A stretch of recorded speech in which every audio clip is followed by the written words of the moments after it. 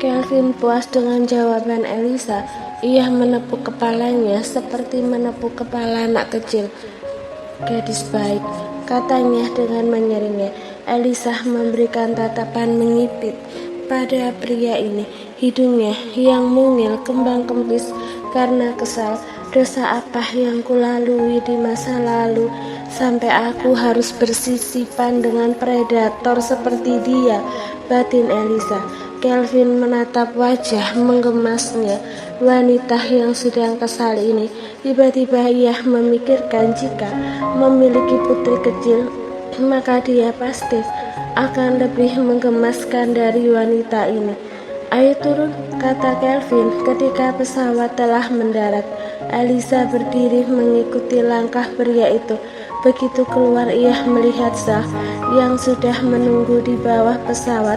Elisa menduga bahwa kursinya di ekonomi pasti telah diduduki oleh pria ini sampai dia tidak bisa pindah kembali.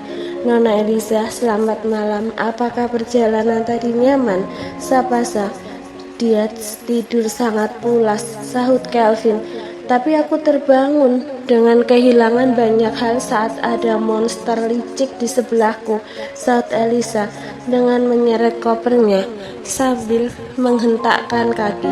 Kelvin merasa gadis itu semakin lucu. Ia mengulas senyum yang sangat tipis, namun Zah bisa melihatnya. Bagi Zah, pria kejam ini tidak pernah tersenyum, namun kali ini ia melihat senyum samar itu. "Bos, apakah kamu melakukannya di dalam pesawat tadi?" "Kamu melakukan hal itu saat ia tertidur?" kata Zah penasaran. Kelvin melirik pria di sebelahnya. "Dia tidak mungkin akan bisa tetap tidur jika aku melakukannya, dasar bodoh." Zah menggaruk kepalanya sambil menarik nafas dalam. Ia adalah lulusan terbaik di luar negeri, namun ia selalu menjadi orang bodoh di mata bosnya. Jika bukan karena perusahaan Kelvin adalah sponsor pendidikannya dulu dan gaji tinggi yang mereka tawarkan, maka dia akan mencari pekerjaan lain di hotel. Elisa kembali dalam suasana hati yang buruk. Dia semakin yakin telah dimanfaatkan dari awal hingga akhir. "Nona Elisa, maaf, memang tak ada lagi kamar yang tersisa. Jadi Anda hanya bisa berbagi kamar dengan Tuan Kelvin," kata Zah dengan wajah yang tegang saat melihat tatapan tajam Elisa. "Kenapa tidak kamu saja yang berbagi kamar dengan bosmu? Aku akan menggunakan kamarmu sebagai gantinya." "Nona Elisa, aku sedang terkena flu, jadi takut akan menulari bos. Ini adalah perjalanan bisnis yang penting, dan aku tidak boleh membiarkan bos jatuh sakit karena kesalahanku." Elisa memberikan tatapan menembus jiwa Zah. Ia tahu pria ini hanya berbohong, namun jika dia tidak bersedia pindah kamar, ia tidak mungkin menyeret pria ini keluar dari kamarnya. Sementara itu Zah berharap penampilannya hari ini akan mendapatkan apresiasi dari bosnya, setidaknya mendapatkan kenaikan gaji atau bonus besar. "Apakah benar-benar tidak ada kamar kosong tersisa?" tanya Elisa berjalan ke meja resepsionis. "Kami minta maaf, semua kamar telah terpesan karena saat ini juga sedang masa puncak liburan. Kurasa bahkan meski Anda pindah ke hotel lain juga tak akan ada kamar tersedia karena sebagian telah dipesan sejak jauh hari." Elisa menghembuskan nafas berat. Ia akhirnya tak punya pilihan lain dan menerima nasibnya. "Tidak apa-apa, asal aku tidak menyentuh minuman beralkohol, maka aku akan bisa menjaga diriku dari predator itu," batin Elisa saat pasangan itu mulai masuk lift untuk naik ke kamar mereka. Zach menuju meja resepsionis. Ia mengeluarkan beberapa lembar dolar ke resepsionis wanita tadi. Terima kasih, bersedia membantu bosku untuk bisa berbaikan dengan istrinya. Senang bisa membantu. Semoga pernikahan mereka langgeng. Kamu juga sudah menyiapkan dekorasi ala pengantin baru. Semoga mereka bisa memperbaiki keadaan dengan suasana romantis itu. Aku akan memberikan ulasan baik di internet atas bantuan hotel ini. Jawab Zach.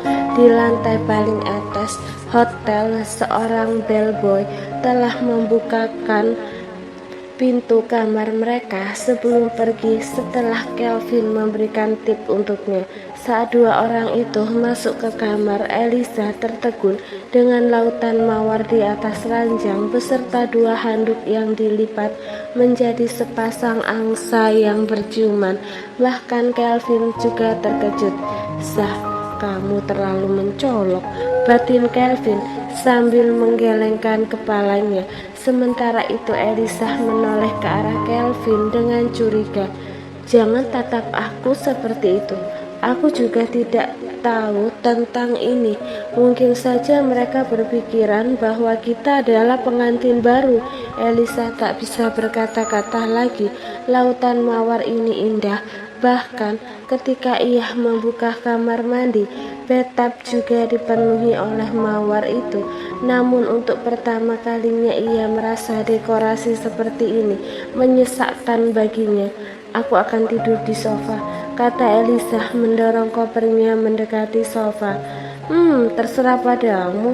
Lagi pula kamu tidur seperti kayu gelondongan. Kamu pasti tak akan sadar bahkan jika dipindahkan tidur. Elisa terkejut. Kelvin hanya menjawab dengan gumaman. Bukankah kamu seorang pria? Seharusnya kamu mengatakan bahwa kamulah yang akan menggunakan sofa, gumam Elisa lirih. Dia tak berani mengumpat Kelvin secara langsung, namun tetap saja meski ucapan Elisa lirih, telinga Kelvin yang terlahir sensitif bisa mendengarkannya. Aku tidak suka menjadi pria munafik. Lagi pula jika kamu ingin tidur di tempat tidur, maka tidur saja di sana. Hal yang begitu sederhana, kenapa harus dibuat rumit? Elisa sudah menaikkan satu lengannya, ingin memukul pria yang saat ini memunggunginya sambil berjalan ke tempat tidur. Tapi ia menarik kembali tangannya. Kelvin lalu duduk di ujung ranjang dengan kaki tersilang. Dua tangan kanan dan kirinya menapak keranjang. Penampilannya yang tampan dan tubuh indahnya membuat terlihat panas dan menggoda. Secara bersamaan, Elisa membuang muka. Jika dia terus melihat tampilan pria itu, mungkin dia akan goyah. Ia duduk di sofa lalu mengalihkan perhatian pada ponselnya. Kamu tidak mandi? Hah? Kenapa kamu tiba-tiba menanyakan hal itu? Tanya Elisa. Tidakkah kamu merasa risih dengan bau iler pada dirimu? Elisa menggigit bibir bawahnya, wajahnya memerah. Saat ingat ia telah menistakan dirinya sendiri dengan mengeluarkan air liur tadi. Pada akhirnya ia membuka koper dan mengambil bajunya sebelum menuju kamar mandi. Baiklah, setidaknya kamar mandi satu-satunya ruang yang bisa menyekatku dan predator menakutkan di luar.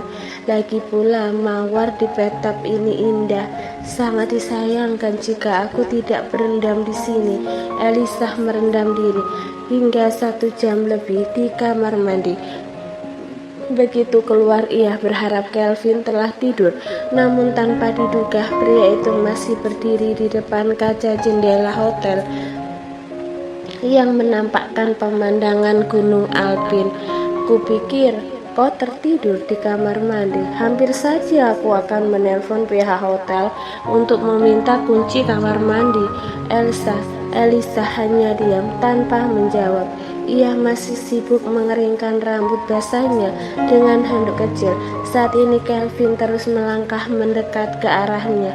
Apa yang kamu lakukan? Tanya Elisa yang merasa waspada. Rambut basah wanita ini dan aroma wangi mawar di tubuhnya membuat Kelvin sangat ingin memakannya. Namun sebagai pemburu yang sabar, dia harus menahan diri tanpa menakuti mangsanya atau hewan kecil menggemaskan ini akan kabur darinya. Aku akan mandi. Jadi menyingkirlah dari depan pintu kamar mandi.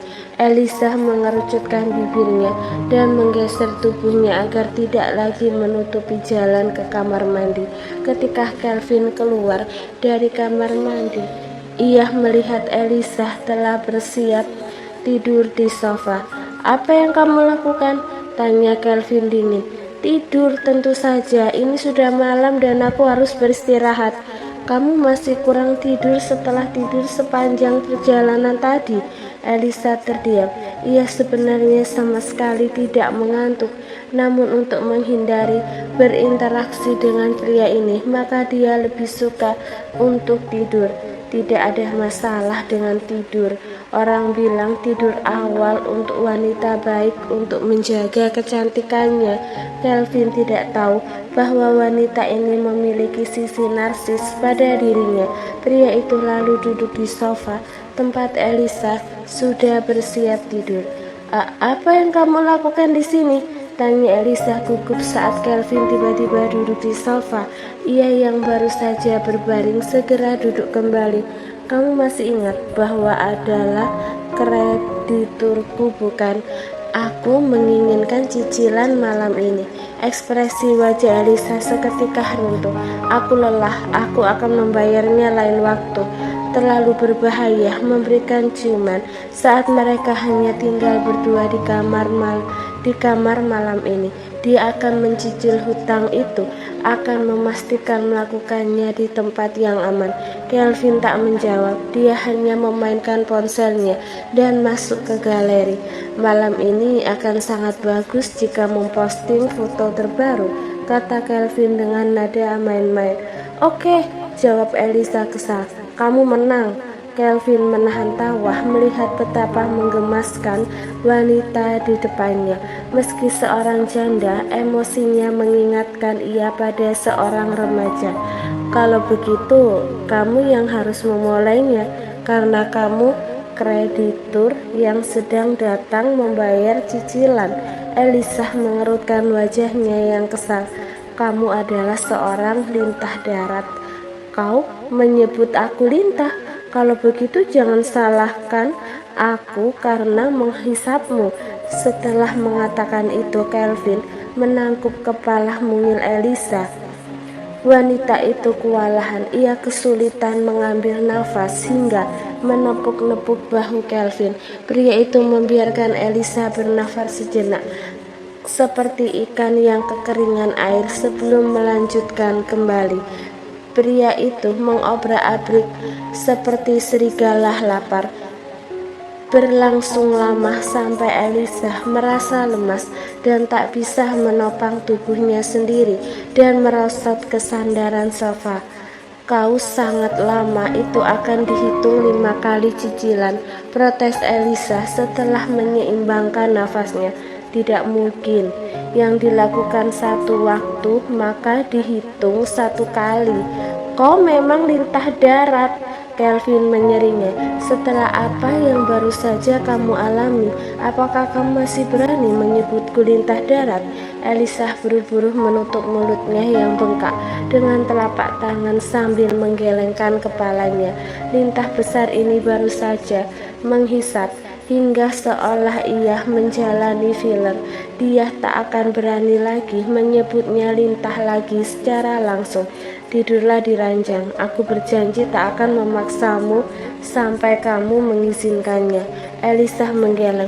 "Aku baik-baik saja tidur di sofa," kata Elisa masih menangkuk bibirnya. "Dia adalah predator berdarah dingin. Aku tak akan jatuh ke dalam perangkapnya." Kelvin berdiri sambil menepuk kepala Elisa. "Baiklah, tapi jika kamu berubah pikiran, maka kamu bisa pindah tidur kapan saja." Pria itu menuju ke ranjang dengan perasaan yang terangkat. Meski ia masih merasa lapar dan belum kenyang, namun dia cukup puas. 15 menit kemudian, Elisa tertidur dengan menaruh semprotan lada di bawah bantalnya sebagai pertahanan diri. Kelvin sementara itu masih belum tidur. Ia diam-diam menaikkan suhu ruangan untuk menjadi lebih dingin. Elisa hanya mengenakan selimut putih tipis, sementara yang tebal digunakan oleh Kelvin karena pria itu menolak memberikannya pada Elisa. Mari kita lihat, apakah nanti kamu akan merangkak ke tempat tidur ini begitu merasa kedinginan, kata Kelvin setelah mengatur suhu ruangan.